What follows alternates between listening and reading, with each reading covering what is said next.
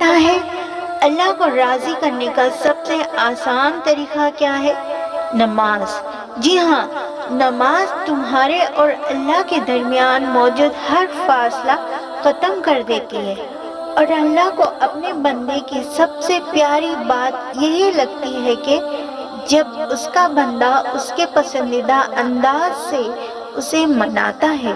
جب تم اللہ کی محبت کا حق ادا کرنے کے بعد اپنی محبت کی آرزو کرتے ہو تو اللہ اس آرزو پہ ہی ایک دم کن فرما دیتا ہے، اور پھر اللہ کہتا ہے تو نے مجھے میری پسندیدہ چیز سے راضی کیا، تو میں بھی تجھے تیری پسندیدہ چیز سے راضی ہو جاؤں۔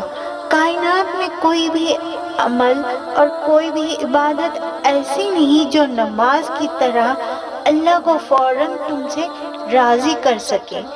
اللہ کے نزدیک نماز سے زیادہ محبوب کوئی عمل نہیں، اور جو اس کے محبوب کو اپنے محبوب بنا لیتا ہے اللہ اس سے بے حد محبت کرنے لگتا ہے۔